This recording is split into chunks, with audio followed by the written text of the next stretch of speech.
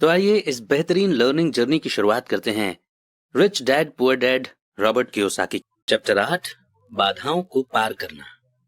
एक बार लोग पढ़ लें और उनमें पैसे की समझ आ भी जाए तो भी फाइनेंशियल आजादी हासिल करने के लिए उन्हें कई बाधाओं का सामना करना पड़ सकता है।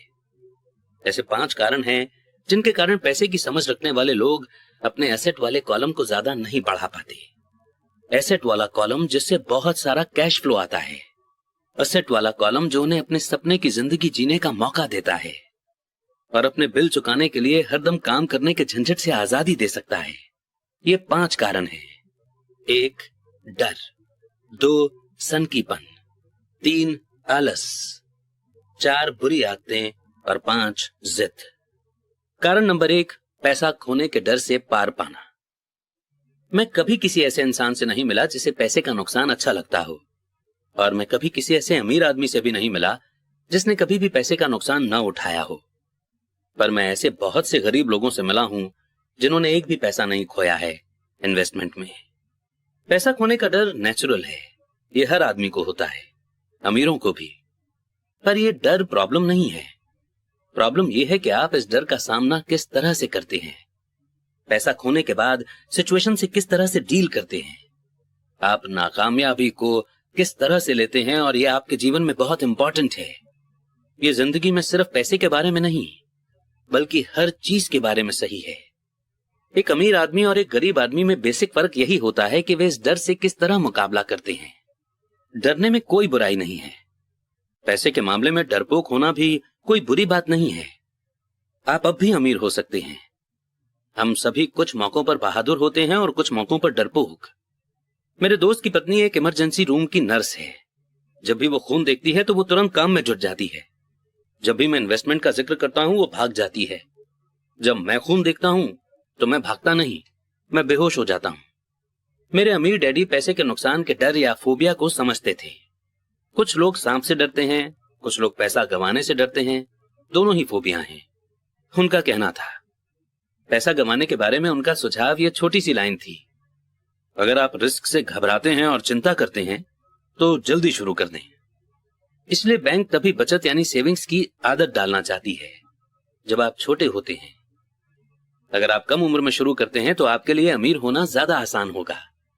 मैं इस बारे में ज्यादा डिटेल में कुछ नहीं कहूंगा, पर 20 साल की उम्र में सेविंग शुरू करने वाले और 30 साल की उम्र में सेविंग शुरू करने वाले लोगों में बहुत बड़ा फर्क होता है, बहुत ही बड़ा फर्क। कहा जाता है कि दुनिया के अजूबों में से एक है कंपाउंड इंटरेस्ट की ताकत। मैनहट्टन आइलैंड की परचेज दुनिया के महान डील्स में से एक मानी जाती है। न्यूयॉर्क को $24 में खरीदा गया था, पर अगर उस $24 को 8% एनुअल इंटरेस्ट पर इन्वेस्ट कर दिया जाता तो वही $24 1995 के अंत तक $28 ट्रिलियन से ज्यादा हो गए होते। मैनहट्टन को 1995 की रियल एस्टेट की कीमतों पर दोबारा खरीदा जा सकता था, और इसके बाद भी इतना पैसा बच जाता कि लॉस एंजलिस का ज्यादातर हिस्सा खरीदा जा सके। मेरा पड़ोसी एक बड़ी कंप्यूटर कंपनी के लिए काम करता है। वो 25 सालों से वहां पर है। अगले 5 सालों में वो कंपनी छोड़ देगा और उसके 401 के रिटायरमेंट प्लान में $40 लाख जमा होंगे। ये mainly fast growing mutual fund में इन्वेस्ट किए गए हैं, जो बाद में बॉन्ड और गवर्नमेंट सिक्योरिटीज में बदल लिए जाएंगे। जॉब छोड़ते वक्त उसकी उम्र सिर्फ 55 साल होगी और उसके पास $3 लाख से ज्यादा की पैसिव इनकम होगी, जो कि उसकी सैलरी से ज्यादा होगी। अगर आप हारने या रिस्क लेने से डरते हैं तो यह भी किया जा सकता है, पर अगर आपको जल्दी ही इसकी शुरुआत करनी होगी और एक रिटायरमेंट प्लान तो बनाना ही होगा, और आपको इन्वेस्ट करने से पहले भी एक भरोसेमंद फाइनेंशियल प्लानर की सर्विस लेनी होगी। पर अगर आपके पास ज्यादा समय नहीं है या आप जल्दी रिटायर होना चाहते हैं तो आप किस तरह पैसे खोने के डर का सामना करते हैं। मेरे गरीब डैडी ने कुछ नहीं किया। वे सिर्फ इस टॉपिक को टालते रहे और इस बारे में चर्चा करने के लिए तैयार नहीं हुए। दूसरी तरफ मेरे अमीर डैडी का सुझाव था कि मैं टेक्सास के लोगों की तरह की मानसिकता रखूं। मैं टेक्सास और वहां के लोगों को पसंद करता हूं। उनका कहना था, टेक्सास में हर चीज बड़े पैमाने पर होती है। जब टेक्सास के लोग जीतते हैं तो वो बड़ी जीत होती है, और जब वे हारते हैं तो वो हार भी कमाल की होती है। वे हारना पसंद करते हैं? मैंने पूछा। मेरे कहने का यह मतलब नहीं है। कोई भी हारना पसंद नहीं करता। मुझे एक हारा हुआ खुश आदमी दिखा दो और मैं तुम्हें बता दूंगा कि हार ऐसी होती है, अमीर डैडी ने कहा। मैं रिस्क, रिवॉर्ड और फेलियर के बारे में टेक्सास के लोगों के नजरिए के बारे में बात कर रहा हूं। वे जिंदगी के बारे में इस तरह से सोचते हैं। वे बड़े स्केल पर जीते हैं। वे यहां के ज्यादातर लोगों की तरह नहीं जीते हैं, जो पैसे के मामले में बिल्कुल कॉकरोच की तरह होते हैं। जब कोई उन पर रोशनी डालता है तो कॉकरोच घबरा जाते हैं। अमीर डैडी समझाते रहे, मुझे टेक्सास का नजरिया सबसे ज्यादा पसंद है। जब वे जीतते हैं तो उन्हें खुद पर गर्व होता है, और जब वे हारते हैं तो भी वे बड़ी बड़ी बातें करते हैं। टेक्सास में एक कहावत है, अगर आपको दिवालिया होना है तो बड़े पैमाने पर हुआ जाए। आप डुप्लेक्स के लिए दिवालिया हो जाएं, इसके बारे में कोई बड़ी शेखी नहीं बोली जा सकती। यहां पर ज्यादातर लोग हारने से इतना ज्यादा डरते हैं कि उनके लिए दिवालिया होने के लिए डुप्लेक्स भी नहीं होता। वे माइक और मुझे लगातार ये बताया करते थे कि फाइनेंशियल फेलियर का सबसे बड़ा कारण यह होता है कि लोग खेल को बहुत ज्यादा सेफ और बचकर खेलते हैं। लोग हारने से इतना ज्यादा डरते हैं कि वे हार जाते हैं। ये उनके शब्द थे। पेन टार्केंटन, जो कि एक वक्त का महान NFL क्वार्टरबैक था, उसने इस बात को दूसरी तरह से कहा है, जीतने का मतलब है हारने से नहीं डरना।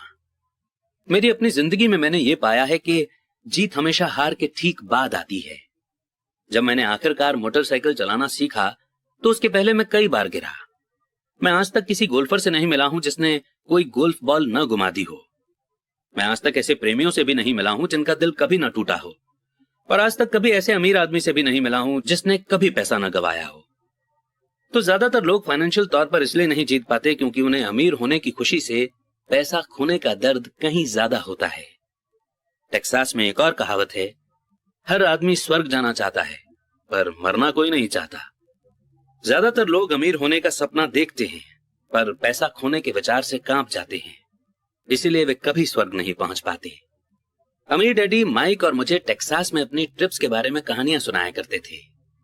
अगर आप सचमुच ये सीखना चाहते हैं कि रिस्क को, हार और फेलियर को किस तरह से संभाला जाए, तो सैन एंटोनियो जाकर अलेमो को देखो।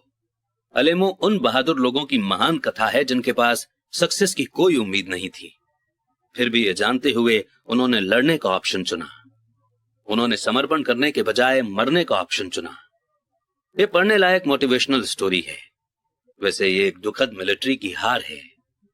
वे आखिरकार फेल हुए, वे हार गए। तो टेक्सास के लोग किस तरह फेलियर का सामना करते हैं? वे अब भी चिल्लाते हैं, अलेमो को याद रखो। माइक और मैंने ये कहानी कई बार सुनी। जब भी अमीर डैडी किसी बड़े डील को करने वाले होते थे और वे नर्वस होते थे, तब वे हमें ये कहानी सुनाया करते थे। जब भी वे काफी मेहनत कर चुके होते और या तो मामला सही हो जाता था या बिगड़ जाता था, तब वे हमें ये कहानी सुनाया करते थे। हर बार जब वे गलती करने या पैसा गंवाने से डरते थे, तब वे हमें यही कहानी सुनाया करते थे।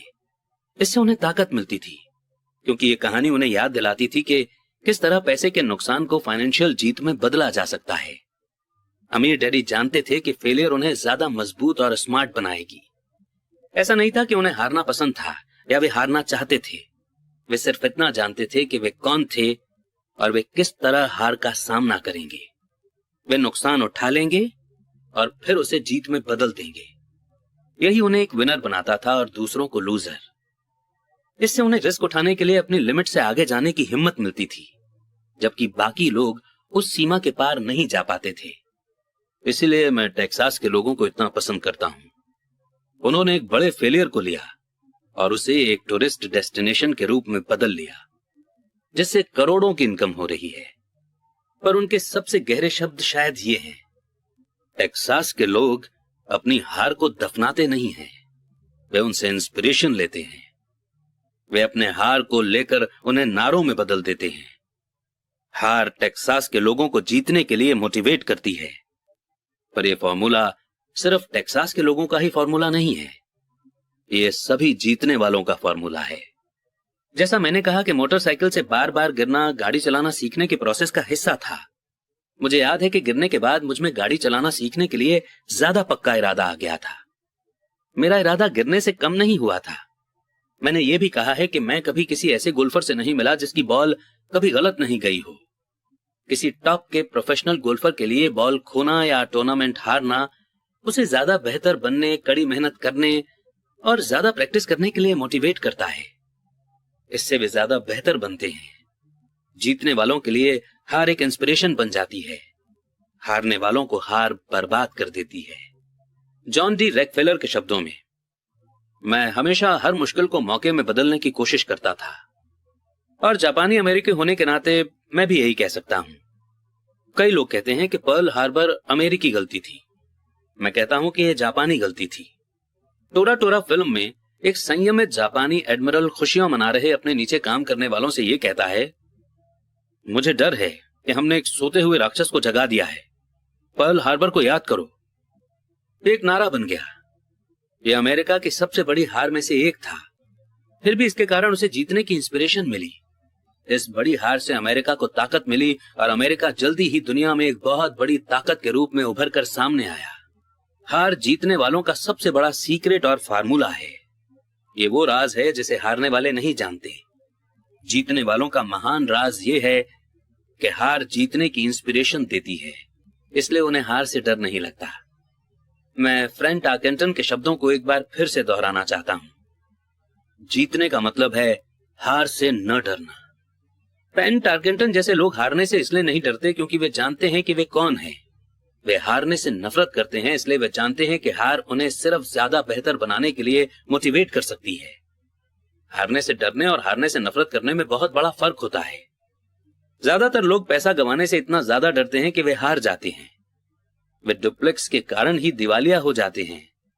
फाइनेंशियल रूप से वे जीवन में बहुत ज्यादा सेफ गेम खेलते हैं और बहुत छोटे स्केल पर खेलते हैं। वे बड़े घर और बड़ी कारें तो खरीद लेते हैं, पर वे बड़े इन्वेस्टमेंट नहीं करते।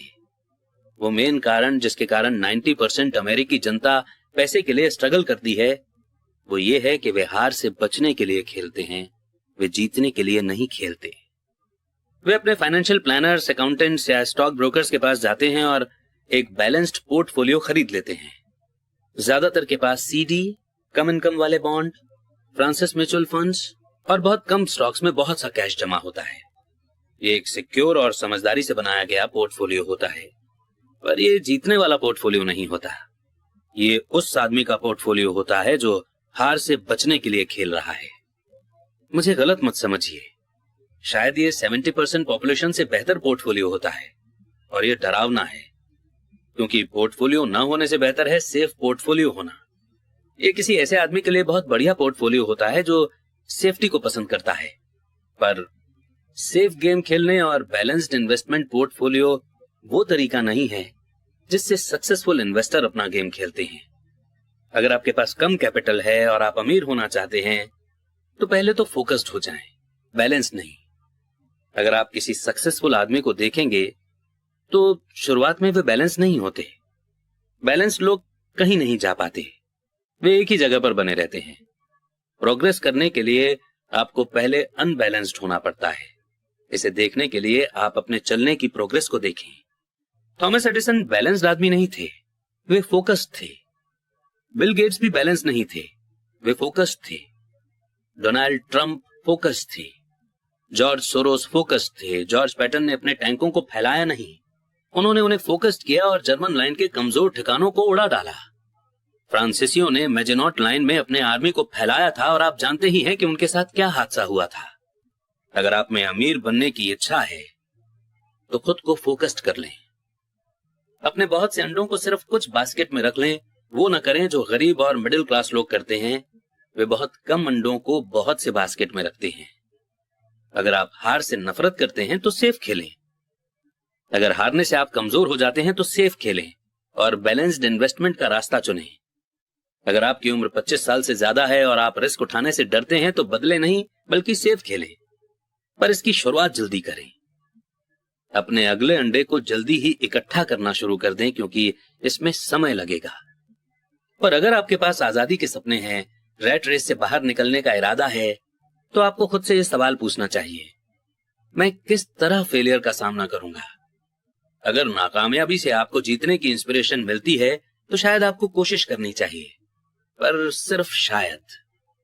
अगर हार आपको कमजोर बना देती है या आप पर मेंटल प्रेशर डालती है, उस बिगड़े नवाब की तरह जो हर बार कोई चीज गलत होने पर मुकदमा दायर करने के लिए वकील को ढूंढता है, तो सेफ गेम ही खेलें, अपना जॉब करते रहें। बॉन्ड या म्यूचुअल फंड खरीदें, पर याद रखें कि इनमें भी रिस्क होता है, हालांकि ये ज्यादा सेफ होते हैं। मैं सब इसलिए कह रहा हूं और टेक्सास और फ्रांट टार्केंटन का जिक्र इसलिए कर रहा हूं क्योंकि असेट वाले कॉलम को बढ़ाना आसान है। ये कम बुद्धि का खेल है, इसमें बहुत ज्यादा एजुकेशन की जरूरत नहीं है। 5th क्लास का मैथ्स स्टूडेंट भी ये कर सकता है। पर असेट वाले कॉलम को तेजी से बढ़ाना बहुत ज्यादा बुद्धि का खेल है। इसमें हिम्मत, धीरज और हार झेलने की ताकत की जरूरत है। हारने वाले हार से बचते हैं, जबकि फेलियर हार को जीत में भी बदल सकती है। अलेमों को याद रखिए। कारण नंबर 2, सनकीपन का सामना करना। आसमान गिर रहा है, आसमान गिर रहा है। हम में से ज्यादातर लोग उस छोटे मुर्गे की कहानी जानते हैं जो आसमान गिरने की चेतावनी देता हुआ अपने अड्डे में दौड़ रहा था। हम इस तरह के बहुत से लोगों को जानते हैं, पर हम सबके अंदर एक ऐसा ही छोटा मुर्गा होता है। और जैसा मैंने पहले ही कहा है कि सन के आदमी दरअसल छोटे मुर्गे की तरह नहीं है। हम सभी में एक छोटा मुर्गा होता है जो तब उभर कर सामने आता है जब हमारे विचारों पर डर और डाउट हावी हो जाते हैं। हम सभी के मन में डाउट होता है, मैं स्मार्ट नहीं हूं, मैं बहुत ज्यादा अच्छा नहीं हूं, फलाना आदमी मुझसे बेहतर है। हमारे डाउट्स अक्सर हमें इनएक्टिव कर देते हैं। हम क्या होगा वाला खेल खेलते हैं। क्या होगा अगर मेरे इन्वेस्ट करने के बाद इकोनॉमी धराशायी हो जाए, या क्या होगा अगर मेरा समय खत्म हो जाए और मैं पैसा वापस न चुका सकूं। क्या होगा अगर घटनाएं मेरे प्लान के हिसाब से न हो। या हमारे कई ऐसे दोस्त या पहचान वाले भी हो सकते हैं जो हमें अपनी कमजोरियों की याद दिला सकते हैं, चाहे हमने उनसे सलाह मांगी हो या नहीं। वे अक्सर कहते हैं, तुम्हें ऐसा क्यों लगता है कि तुम ये कर सकते हो, या अगर ये इतना ही बढ़िया होता तो हर कोई ऐसा क्यों नहीं कर रहा है, या फिर ये कभी कामयाब हो ही नहीं सकता, तुम्हें पता ही नहीं है कि तुम किस बारे में बात कर रहे हो। डाउट के ये तीर कई बार इतने तीखे होते हैं कि हम काम करना शुरू ही नहीं कर पाते। हम आगे बढ़ने में नाकाम होते हैं, तो हम सेफ चीजों के साथ ही बने रहते हैं और मौके हमारे पास से होकर गुजर जाते हैं। हम जिंदगी को अपने पास से गुजरते हुए देखते रहते हैं और अपने शरीर में जकड़न के कारण बिना हिले डुले बैठे रहते हैं। हमने इसे अपनी जिंदगी में कभी न कभी इस तरह से महसूस किया होगा और कई लोगों के साथ ये बहुत बार हुआ होगा। फाइडेलिटी मैगलेन म्यूचुअल फंड के पीटर लिंच आसमान गिरने की वार्निंग को शोर कहते हैं और हम सभी इसे सुनते हैं। शोर या तो हमारे दिमाग में सुनाई देता है या फिर ये बाहर से आता है, अक्सर दोस्तों से, परिवार से, कलीग से और मीडिया से। लिंच 1950 के दशक के दौरान का एक्सपीरियंस बताते हैं, जब न्यूक्लियर वॉर का खतरा न्यूज़पेपर में इतना ज्यादा पब्लिश किया गया था कि लोगों ने फॉल आउट शेल्टर्स बना लिए थे और अनाज पानी इकट्ठा करना शुरू कर दिया था। अगर उन्होंने फॉल आउट शेल्टर बनाने के बजाय इस पैसे को समझदारी से मार्केट में इन्वेस्ट कर दिया होता तो शायद आज वे फाइनेंशियल रूप से आजाद होते।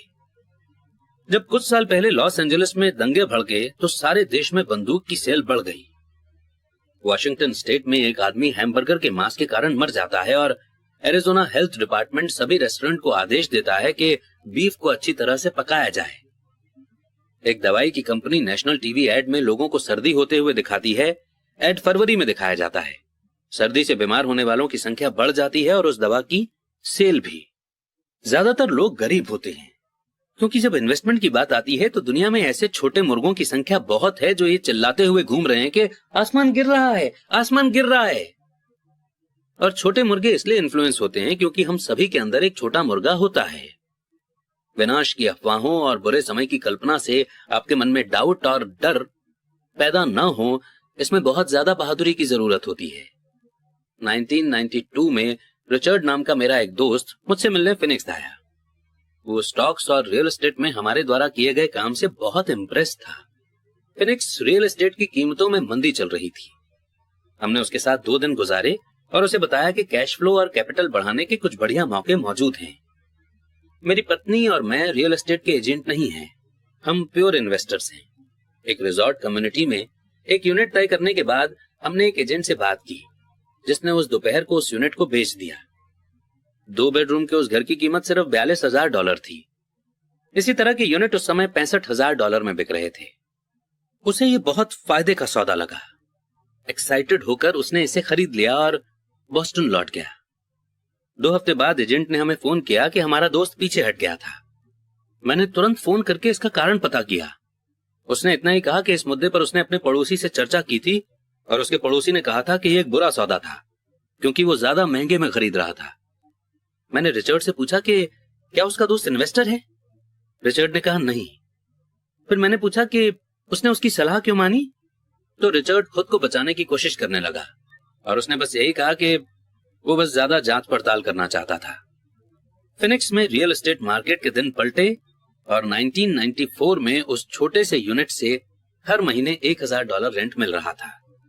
सर्दियों के पीक सीजन में हर महीने $2,500 मिलने लगा, यानी कि $2,500। 1995 में यूनिट की कीमत बढ़कर $95,000 हो गई। रिचर्ड को इतना ही करना था कि वो शुरुआत में $5,000 चुका दे और रैट रेस से बाहर निकलने का प्रोग्रेस शुरू हो जाता।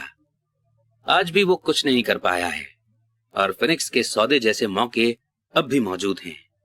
बस आपको उन्हें कुछ ज्यादा गौर से देखना पड़ेगा। रिचर्ड के पीछे हटने से मुझे ताज्जुब नहीं हुआ था। इसे खरीदार का पछतावा कहा जाता है और ये हम सबको इफेक्ट करता है। यही डाउट्स हमें ले डूबते हैं। छोटा मुर्गा जीत जाता है और हम आजादी का मौका गवा देते हैं। दूसरे एग्जाम्पल में मैं सीडी के बजाय टैक्स लियन सर्टिफिकेट में अपने एसेट का कुछ हिस्सा रखता हूं। मैं अपने पैसे पर हर साल 16% कमाता हूं, जो कि बैंकों द्वारा दिए जाने वाले 5% से काफी ज्यादा है। ये सर्टिफिकेट रियल एस्टेट द्वारा सिक्योर्ड होते हैं और स्टेट के कानून द्वारा प्रोटेक्टेड होते हैं, जो यकीनन ज्यादातर बैंकों से ज्यादा बेहतर होते हैं जिस आधार पर उन्हें खरीदा जाता है। वो भी काफी सेफ फॉर्मूला है। उनमें सिर्फ एक दिक्कत ये होती है कि उन्हें कैश में नहीं बदला जा सकता, तो मैं उन्हें 2 से 7 साल की सीडी मान लेता हूं।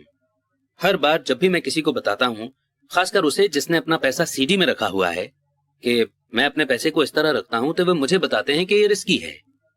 वे मुझे बताते हैं कि मुझे ऐसा नहीं करना चाहिए। मैं उनसे पूछता हूं कि उन्हें ये ज्ञान कहां से मिला, तो वे कहते हैं कि उनके दोस्त या इन्वेस्टमेंट मैगजीन से। उन्होंने ऐसा कभी किया नहीं और वे दूसरे आदमी को जो ऐसा कर रहे हैं ये बता रहे हैं कि उसे ऐसा क्यों नहीं करना चाहिए।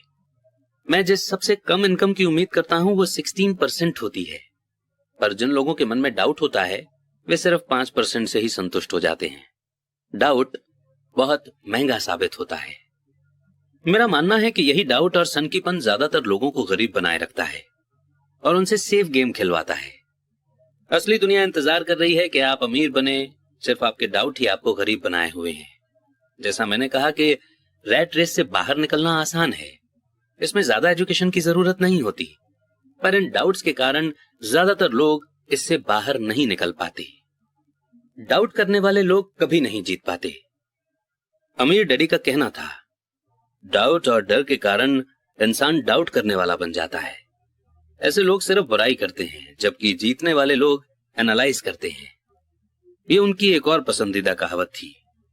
अमीर डैडी ने साफ साफ बताया कि क्रिटिसिज्म से दिमाग बंद जाता है, जबकि एनालिसिस से आंखें खुल जाती हैं।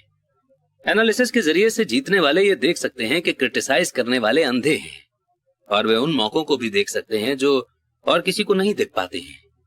दूसरे लोग जिन मौकों को नहीं देख पाते, उन्हें देखने की एबिलिटी किसी भी तरह की सक्सेस की चाबी है। जो लोग पैसे की आजादी ढूंढ रहे हैं, उनके लिए रियल एस्टेट इन्वेस्टमेंट का एक दमदार तरीका है। पर जब भी मैं रियल एस्टेट का जिक्र करता हूं तो मुझे यह सुनने को मिलता है, मैं टॉयलेट नहीं सुधारना चाहता। इसी को पीटर लिंच शोर कहते हैं। इसी को मेरे अमीर डैडी शक करने वाले लोगों के बहाने कहते थे।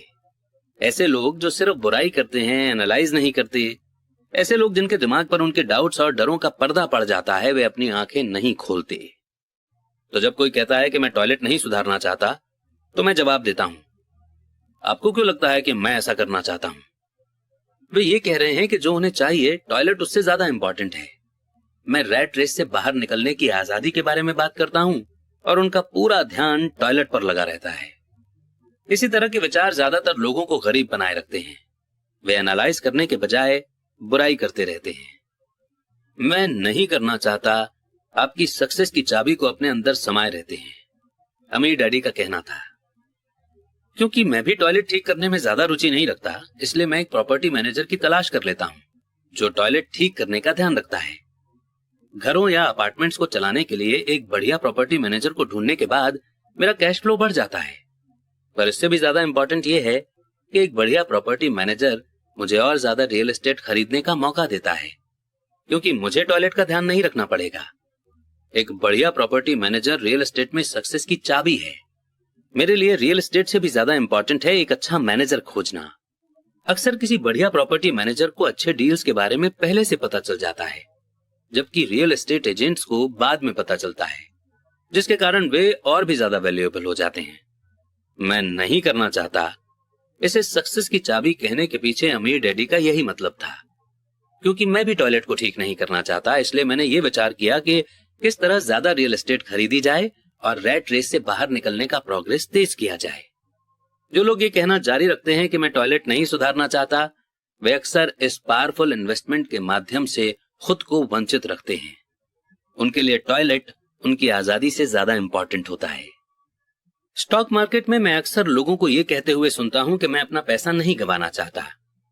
उन्हें ऐसा क्यों लगता है कि मैं या कोई और इंसान पैसा गंवाना पसंद करता है? वे सिर्फ इसलिए पैसे नहीं बना पाते क्योंकि वे पैसा गंवाने के लिए तैयार नहीं होते। एनालिसिस करने के बजाय वे एक पावरफुल इन्वेस्टमेंट के मीडियम यानी स्टॉक मार्केट की तरफ से अपने दिमाग को बंद कर लेते हैं। दिसंबर 1996 में मैं अपने दोस्त के साथ गैस स्टेशन के पास से गुजर रहा था। उसने देखा और अनुमान लगाया कि तेल की कीमतें बढ़ जाएंगी।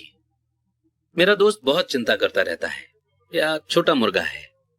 उसके हिसाब से आसमान हमेशा गिरने वाला होता है और अक्सर आसमान उसी के सिर पर गिरता है। जब हम घर पहुंचे तो उसने मुझे वो तमाम कारण बताए कि अगले कुछ सालों में तेल की कीमतें क्यों बढ़ेंगी।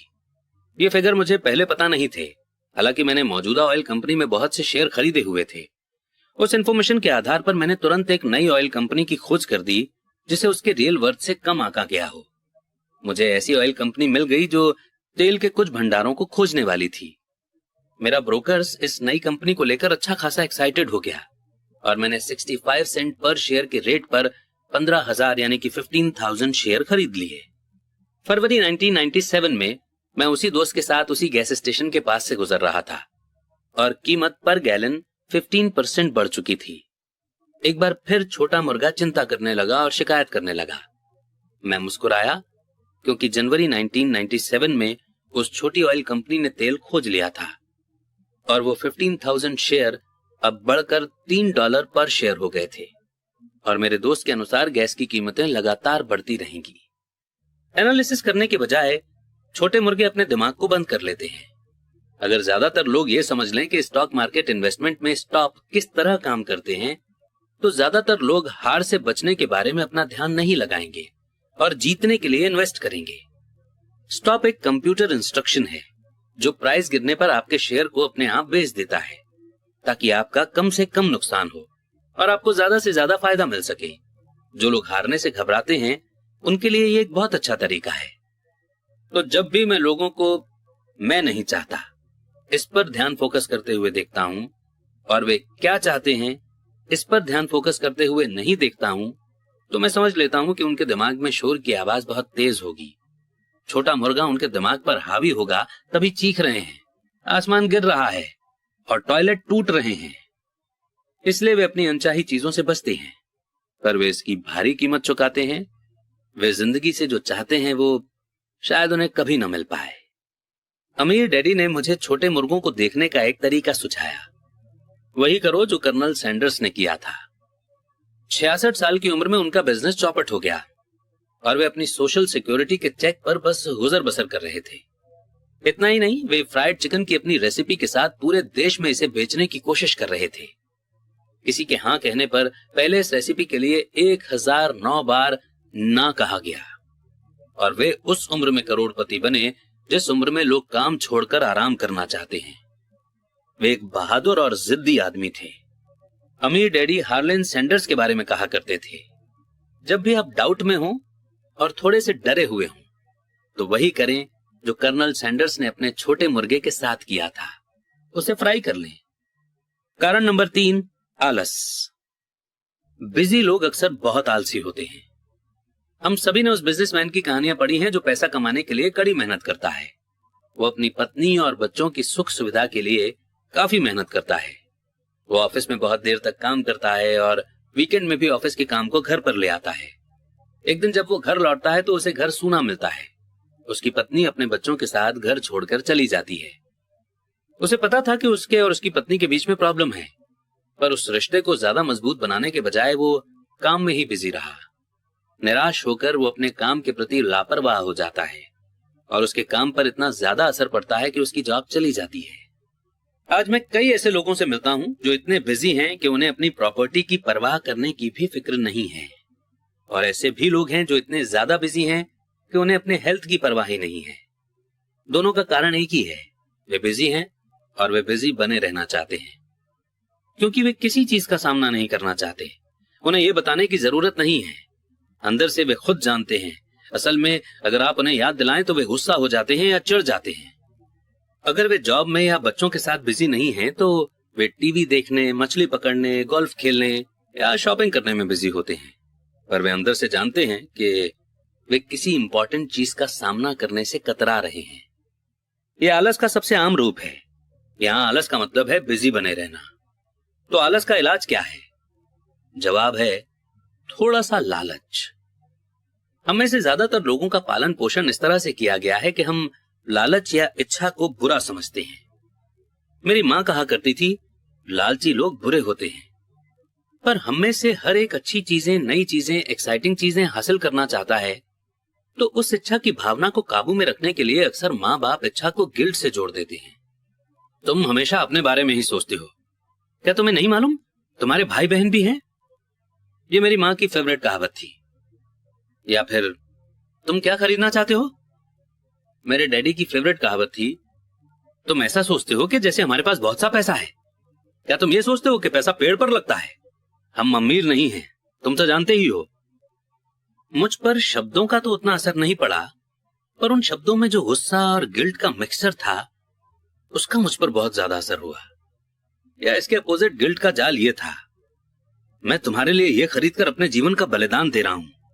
मैं तुम्हारे लिए ये इसलिए खरीद रहा हूं क्योंकि जब मैं छोटा था तो मेरे माँ बाप मुझे खरीद कर नहीं दे पाए थे।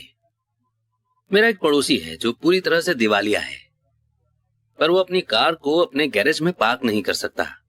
गैरेज में उसके बच्चों के खिलौने भरे पड़े हैं। उन बिगड़े हुए बच्चों को मुंह मांगी चीज मिल जाती है। उस पड़ोसी के शब्द हैं, मैं नहीं चाहता कि मेरे बच्चों को किसी चीज की कमी हो। उसने उनके कॉलेज के लिए या अपने रिटायरमेंट के लिए कुछ भी अलग से बचाकर नहीं रखा है, पर उसके बच्चों को हर खिलौना मिल जाता है।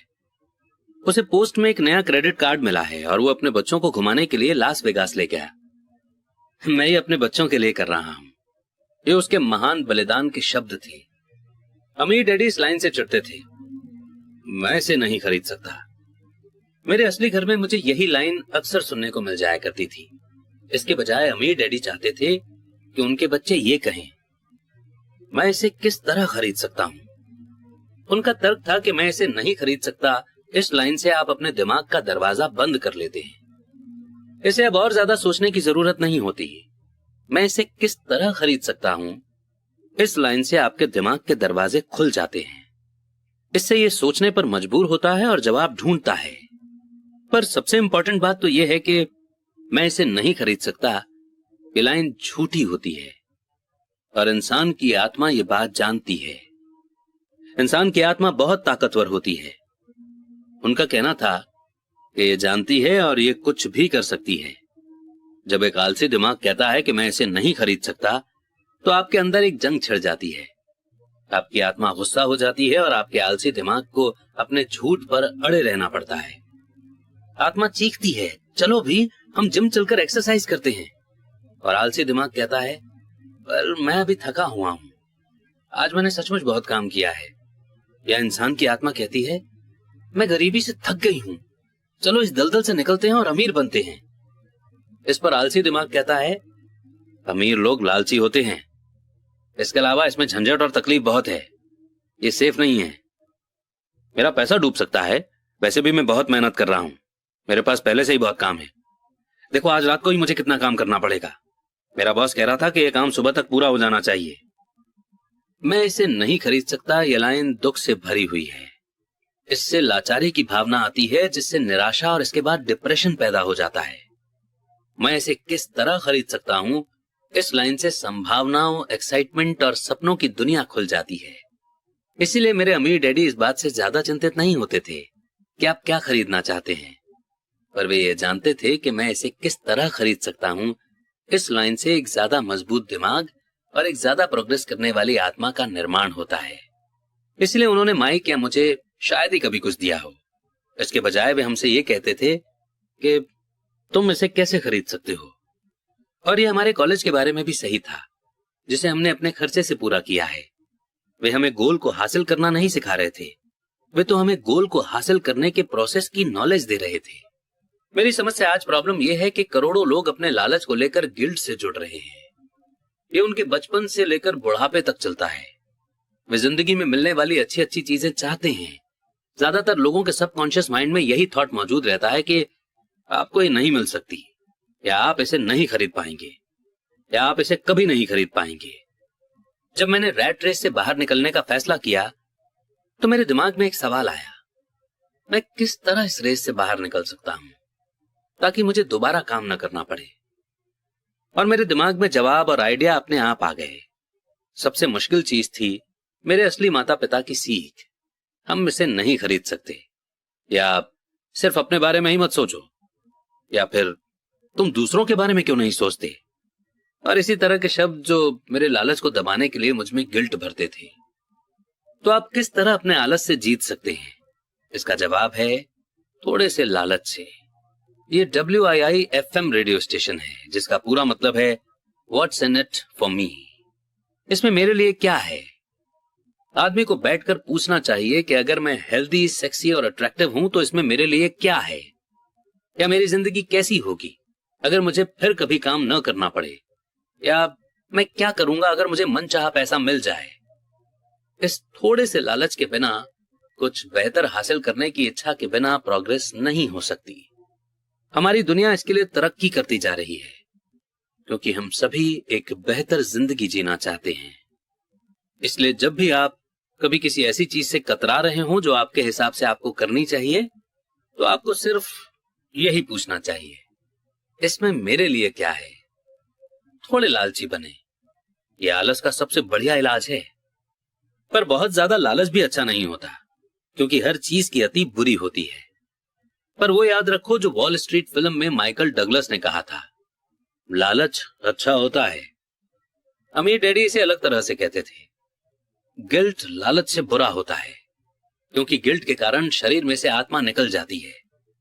और मेरे लिए एलेनोर रूजवेल्ट की कहावत सबसे अच्छी है, वही करो जो तुम्हें दिल से अच्छा लगता है, क्योंकि तुम्हारी हर बात में बुराई होगी। अगर तुम कोई काम करोगे तो भी बुराई होगी, और अगर तुम कोई काम नहीं करोगे तो भी तुम्हारी बुराई होगी। कारण नंबर 4, आदतें। हमारी जिंदगी पर हमारे एजुकेशन से ज्यादा असर हमारी आदतों का पड़ता है। अर्नोल्ड श्वार्ज़नेगर की फिल्म कॉनन देखने के बाद मेरे एक दोस्त ने कहा, मैं चाहता हूं कि मेरी बॉडी श्वार्ज़नेगर जैसी हो। ज्यादातर साथियों ने सहमति में सिर हिला दिया। मैंने तो यह सुना है कि एक समय में वो बहुत दुबला पतला और कमजोर सा था। दूसरे ने जोड़ा, हाँ मैंने भी ये सुना है। एक और दोस्त ने कहा, मैंने सुना है कि वो हर रोज जिम जाता है और वहां उसने एक्सरसाइज करने की आदत डाली है। हाँ मुझे भी ऐसा लगता है, वो ऐसे ही करता होगा। ग्रुप के डाउट करने वाले आदमी ने कहा, मुझे तो लगता है कि वो इसी तरह पैदा हुआ होगा, और इसके अलावा हम अर्नोल्ड की बातें कर ही क्यों रहे हैं, चलो बियर पिएं। ये एक एग्जाम्पल है कि किस तरह से आदतें व्यवहार को कंट्रोल करती हैं। मुझे याद है कि मैंने एक बार अपने अमीर डैडी से अमीर लोगों की आदतों के बारे में पूछा था। सीधे जवाब देने के बजाय वे चाहते थे कि मैं इसे एग्जाम्पल से सीखूं। अमीर डैडी ने मुझसे पूछा, तुम्हारे डैडी अपने बिल कब चुकाते हैं? मैंने कहा, हर महीने की पहली तारीख को। क्या उनके पास कुछ बाकी बचता है? उन्होंने पूछा। बहुत थोड़ा, मैंने कहा। यही वो खास कारण है जिसके कारण उन्हें स्ट्रगल करना पड़ता है, अमीर डैडी ने कहा। उनकी आदतें बुरी हैं। तुम्हारे डैडी सबको पहले पैसे देते हैं, वे खुद को सबसे आखिर में पैसे देते हैं। और ऐसा तब भी करते हैं जब उनके पास कुछ बचा होता है। आमतौर पर उनके पास कुछ नहीं बचता, मैंने कहा, पर उन्हें अपने बिल का पेमेंट तो करना ही होता है। कहीं आप ये तो नहीं कहना चाहते कि उन्हें अपने बिल्स पे नहीं करने चाहिए? बिल्कुल नहीं, अमीर डैडी ने कहा। मैं समय पर अपने बिल चुकाने में पूरी तरह से विश्वास करता हूं। मैं सिर्फ खुद को सबसे पहले पैसे देता हूं, गवर्नमेंट को पैसे देने के पहले। पर तब क्या होगा जब आपके पास काफी पैसा नहीं हो? मैंने पूछा। ऐसी सिचुएशन में आप क्या करते हैं? मैं वही करता हूं, अमीर डैडी ने कहा। मैं खुद को सबसे पहले पैसे देता हूं, चाहे मेरे पास पैसा कम हो। मेरे लिए गवर्नमेंट से ज्यादा इंपॉर्टेंट है मेरा असेट वाला कॉलम। और क्या गवर्नमेंट के लोग आपके पीछे नहीं पड़ते? मैंने कहा। हाँ, अगर मैं उन्हें पैसे न दूं तो, अमीर डैडी ने कहा। देखो, मैं ये नहीं कह रहा हूं कि गवर्नमेंट को पैसा नहीं देना चाहिए। मैं सिर्फ ये कह रहा हूं कि खुद को सबसे पहले पैसा दो, चाहे मेरे पास पैसा कम ही हो। पर आप ऐसा कैसे कर सकते हैं? मैंने जवाब दिया। सवाल कैसे का नहीं है, सवाल क्यों का है, अमीर डैडी ने कहा। अच्छा, तो आप ऐसा क्यों करते हैं? इंस्पिरेशन, अमीर डैडी ने कहा। अगर मैं उनके पैसे नहीं चुकाऊं तो कौन ज्यादा जोर से शिकायत करेगा, मैं या मेरे लेनदार यानी कि क्रेडिटर्स? आपके बजाय आपके क्रेडिटर ज्यादा जोर से चिल्लाएंगे, मैंने क्लियर ऑप्शन चुनते हुए कहा। अगर आप खुद को पैसा नहीं देंगे तो आप कुछ भी नहीं कहेंगे। तो अब तुम देख सकते हो कि खुद को पैसा देने के बाद मेरे पास टैक्स चुकाने और दूसरे क्रेडिटर्स को पैसा देने का इतना ज्यादा प्रेशर होता है कि मुझे इनकम के दूसरे रास्ते खोजने ही पड़ते हैं। पैसे चुकाने का दबाव मेरी इंस्पिरेशन बन जाता है। मैंने एक्स्ट्रा काम किया है, दूसरी कंपनियां शुरू की हैं, स्टॉक मार्केट में शेयर खरीदे हैं और बेचे हैं। हर तरह के काम सिर्फ इसलिए किए हैं ताकि ये लोग मुझ पर न चिल्लाएं। इस दबाव के कारण ही मैंने ज्यादा कड़ी मेहनत की है और मैं सोचने पर मजबूर हुआ हूं। कुल मिलाकर इसने मुझे पैसे के मामले में ज्यादा स्मार्ट और फुर्तीला बना दिया है। अगर मैं खुद को सबसे आखिर में पैसे देता तो मुझ पर कोई दबाव नहीं पड़ता, मेरे पास कभी भी पैसा नहीं होता। तो गवर्नमेंट या दूसरे लोगों को पैसे चुकाने का दबाव आपकी इंस्पिरेशन बन जाता है? बिल्कुल ठीक, अमीर डैडी ने कहा। देखो, गवर्नमेंट का पैसा वसूलने वाले लोग बहुत डरावने लोग होते हैं। वैसे आमतौर पर पैसा वसूलने वाले सभी लोग डरावने होते हैं। ज्यादातर लोग इनसे डर जाते हैं और वे उन लोगों को पैसा दे देते हैं और खुद को कभी पैसा नहीं देते। तुमने उस 96 पाउंड के कमजोर आदमी की कहानी तो सुनी होगी, जिसके चेहरे पर लोग बालू उछालते हैं? मैंने सिर हिलाया।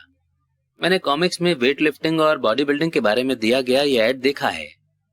तो ज्यादातर लोग इन डरावने पैसे वसूलने वालों को अपने चेहरे पर बालू उछालने देते हैं। मैंने डरावने क्रेडिटर्स के डर का इस्तेमाल खुद को ज्यादा मजबूत बनाने के लिए किया है। बाकी लोग ज्यादा कमजोर हो जाते हैं। खुद को यह सोचने के लिए मजबूर करना कि एक्स्ट्रा पैसा कहां से आएगा, जिम जाने की तरह है, वहां वेट उठाने की तरह है। मैं अपने दिमाग के मसल्स से जितना काम करता हूं, मैं उतना ही ज्यादा मजबूत होता जाता हूं। अब मैं इन डरावने क्रेडिटर्स से जरा भी नहीं डरता। मुझे मेरे अमीर डैडी की बातें पसंद आ रही थी। तो अगर मैं पहले खुद को पैसे देता हूं तो मैं फाइनेंशियली और मेंटली ज्यादा स्ट्रांग हो सकता हूं। अमीर डैडी ने सहमति में सिर हिलाया। और अगर मैं खुद को सबसे लास्ट में पैसे देता हूं या बिल्कुल भी पैसे नहीं देता हूं तो मैं कमजोर हो जाता हूं। इसीलिए बॉस, मैनेजर, टैक्स वसूलने वाले, बिल वसूलने वाले और मकान मालिक जैसे लोग मुझे जिंदगी भर इधर उधर ठोकरे मारते रहेंगे, सिर्फ इसलिए क्योंकि पैसे के मारे में मेरी आदतें अच्छी नहीं है। अमीर डैडी ने सिर हिलाया, 45 किलोग्राम के कमजोर आदमी की तरह। कारण नंबर 5, जिद। जिद अहंकार और अज्ञान का मिला जुला रूप है। जो मैं जानता हूं उससे पैसा आता है और जो मैं नहीं जानता उसके कारण मैं पैसा खोता हूं। हर बार जब मैंने जिद की है मैंने पैसा गंवाया है। वो इसलिए क्योंकि जब मैं जिद करता हूं तो मैं दरअसल ये भरोसा करता हूं कि जो मैं नहीं जानता वो इंपॉर्टेंट नहीं है। अमीर डैडी मुझे अक्सर बताया करते थे। मैंने पाया है कि कई लोग जिद का इस्तेमाल अपना अज्ञान छुपाने के लिए भी करते हैं। जब मैं फाइनेंशियल स्टेटमेंट्स पर अकाउंटेंट्स या इन्वेस्टर्स से चर्चा करता हूं तो ऐसा अक्सर होता है। वे चर्चा में अपनी जिद के बेसिस पर जीतना चाहते हैं। मैं समझ जाता हूँ कि जिस मुद्दे पर बात हो रही है उसके बारे में उन्हें पूरी नॉलेज नहीं है। वे झूठ नहीं बोल रहे होते हैं, पर वे सच भी नहीं बोल रहे होते हैं। फाइनेंस और इन्वेस्टमेंट की दुनिया में ऐसे कई लोग हैं जिन्हें पता ही नहीं होता कि वे किस बारे में बात कर रहे हैं। मनी इंडस्ट्री में ज्यादातर लोग सेकेंड हैंड कार के सेल्समैन की तरह बर्ताव करते हैं। जब आप जानते हो कि आप किसी सब्जेक्ट में अज्ञानी हैं, तो उस फील्ड में किसी एक्सपर्ट को ढूंढकर या उस सब्जेक्ट पर कोई अच्छी बुक पढ़कर अपनी नॉलेज को बढ़ाना शुरू कर दें। ने मुझे पैसे के मामले में ज्यादा स्मार्ट और फुर्तीला बना दिया है। अगर मैं खुद को सबसे आखिर में पैसे देता तो मुझ पर कोई दबाव नहीं पड़ता। मेरे पास कभी भी पैसा नहीं होता। तो गवर्नमेंट या दूसरे लोगों को पैसे चुकाने का दबाव आपकी इंस्पिरेशन बन जाता है। बिल्कुल ठीक, अमीर डैडी ने कहा। देखो, गवर्नमेंट का पैसा वसूलने वाले लोग बहुत डरावने लोग होते हैं। वैसे आमतौर पर पैसा वसूलने वाले सभी लोग डरावने होते हैं। ज्यादातर लोग इनसे डर जाते हैं और वे उन लोगों को पैसा दे देते हैं और खुद को कभी पैसा नहीं देते। तुमने उस 96 पाउंड के कमजोर आदमी की कहानी तो सुनी होगी, जिसके चेहरे पर लोग बालू उछालते हैं। मैंने सिर हिलाया। मैंने कॉमिक्स में वेट लिफ्टिंग और बॉडी बिल्डिंग के बारे में दिया गया ये ऐड देखा है। तो ज्यादातर लोग इन डरावने पैसे वसूलने वालों को अपने चेहरे पर बालू उछालने देते हैं। मैंने डरावने क्रेडिटर्स के डर का इस्तेमाल खुद को ज्यादा मजबूत बनाने के लिए किया है। बाकी लोग ज्यादा कमजोर हो जाते हैं। खुद को यह सोचने के लिए मजबूर करना कि एक्स्ट्रा पैसा कहां से आएगा, जिम जाने की तरह है, वहां वेट उठाने की तरह है। मैं अपने दिमाग के मसल्स से जितना काम करता हूं, मैं उतना ही ज्यादा मजबूत होता जाता हूं। अब मैं इन डरावने क्रेडिटर्स से जरा भी नहीं डरता। मुझे मेरे अमीर डैडी की बातें पसंद आ रही थी। तो अगर मैं पहले खुद को पैसे देता हूं तो मैं फाइनेंशियली और मेंटली ज्यादा स्ट्रांग हो सकता हूं। अमीर डैडी ने सहमति में सिर हिलाया। और अगर मैं खुद को सबसे लास्ट में पैसे देता हूं या बिल्कुल भी पैसे नहीं देता हूं तो मैं कमजोर हो जाता हूं। इसीलिए बॉस, मैनेजर, टैक्स वसूलने वाले, बिल वसूलने वाले और मकान मालिक जैसे लोग मुझे जिंदगी भर इधर उधर ठोकरे मारते रहेंगे, सिर्फ इसलिए क्योंकि पैसे के बारे में मेरी आदतें अच्छी नहीं है। अमीर डैडी ने सिर हिलाया, 45 किलोग्राम के कमजोर आदमी की तरह। कारण नंबर 5, जिद। जिद अहंकार और अज्ञान का मिला जुला रूप है। जो मैं जानता हूं उससे पैसा आता है और जो मैं नहीं जानता उसके कारण मैं पैसा खोता हूं। हर बार जब मैंने जिद की है मैंने पैसा कमाया है। वो इसलिए क्योंकि जब मैं जिद करता हूं तो मैं दरअसल ये भरोसा करता हूं कि जो मैं नहीं जानता वो इंपॉर्टेंट नहीं है। अमीर डैडी मुझे अक्सर बताया करते थे। मैंने पाया है कि कई लोग जिद का इस्तेमाल अपना अज्ञान छुपाने के लिए भी करते हैं। जब मैं फाइनेंशियल स्टेटमेंट्स पर अकाउंटेंट्स या इन्वेस्टर्स से चर्चा करता हूं तो ऐसा अक्सर होता है। वे चर्चा में अपनी जिद के बेसिस पर जीतना चाहते हैं। मैं समझ जाता हूं कि जिस मुद्दे पर बात हो रही है उसके बारे में उन्हें पूरी नॉलेज नहीं है। वे झूठ नहीं बोल रहे होते हैं, पर वे सच भी नहीं बोल रहे होते हैं। फाइनेंस और इन्वेस्टमेंट की दुनिया में ऐसे कई लोग हैं जिन्हें पता ही नहीं होता कि वे किस बारे में बात कर रहे हैं। मनी इंडस्ट्री में ज्यादातर लोग सेकंड हैंड कार के सेल्समैन की तरह बर्ताव करते हैं। जब आप जानते हो कि आप किसी सब्जेक्ट में अज्ञानी हैं, तो उस फील्ड में किसी एक्सपर्ट को ढूंढकर या उस सब्जेक्ट पर कोई अच्छी बुक पढ़कर अपनी नॉलेज को बढ़ाना शुरू कर दें। 8वां चैप्टर, बाधाओं को पार करना, यहीं पर समाप्त होता है।